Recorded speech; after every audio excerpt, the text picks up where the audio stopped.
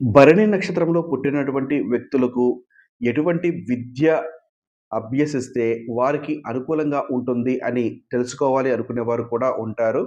పిల్లలకు మంచి విద్య అందించడము మన ముఖ్య ధర్మము.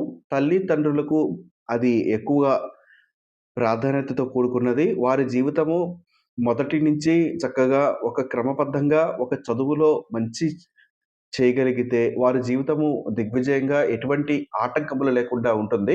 కానీ మనము ఏదో ఇంజినీర్ అవ్వాలని, డాక్టర్ అవ్వాలని, ఇతర ఇతర విషయాలు అవ్వాలని అనుకుంటే కుదరదు. నక్షత్ర ప్రకారము వారికి ఏ విద్యలోకి వెళితే బాగుంటుందనేది ఒక్కసారి చూసుకొని, తదుపరి ఆ విద్యలోకి గనక పంపిస్తే మంచి రిజల్ట్ ఉండడానికి అవకాశం ఉంటుంది. నా పేరు దుర్గా మల్లేశ్వరరావు సిద్ధాంతిని. శ్రీ రాజరాజేశ్వరి జ్యోతిష నిలయము, నెహ్రూ నగర్, నందిగామ. భరణి నక్షత్రంలో పుట్టిన వ్యక్తులకు అది ఒకటో పాదం, రెండో పాదం, మూడో పాదం, నాలుగో పాదము ఏ పాదము అయినప్పటికీ కూడా మీకు అవగాహన కోసం ఈ విషయాలు చెప్తున్నాను. చలనచిత్ర దర్శకత్వం సంబంధించినటువంటి వాటిలో ఉండడానికి అవకాశం ఉంటుంది.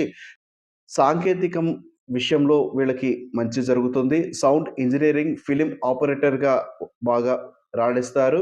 కవిత్వం, చిత్రలేఖనం, మోటారు సంబంధమైనటువంటి విద్యలు, వెటర్నరీ అంటే పశు వైద్యము, సివిల్ ఇంజినీరింగ్, వ్యవసాయ విద్య, న్యాయవాద విద్య, వైద్య రంగములో సుఖవ్యాధులకు సంబంధించినటువంటివి ఉంటాయి కదా! వాటికి సంబంధించి నాట్యము, కళాత్మకమైనటువంటి ఇతర విద్యలు, ఫోటోగ్రఫీ, సాంకేతికమైనటువంటి ట్రైనింగ్ ఇచ్చే దానిలో, స్వయం ఉపాధికి సంబంధించినటువంటి వృత్తి, ఎలక్ట్రానిక్స్‌గా కూడా ఉండడానికి అవకాశం ఉంటుంది.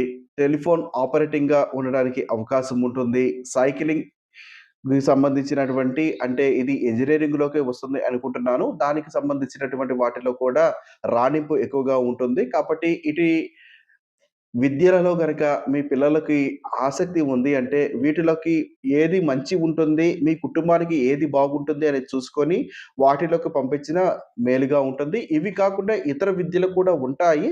వాటిని వారి జాతకము పూర్తిగా చూస్తే అర్థమవుతుంది.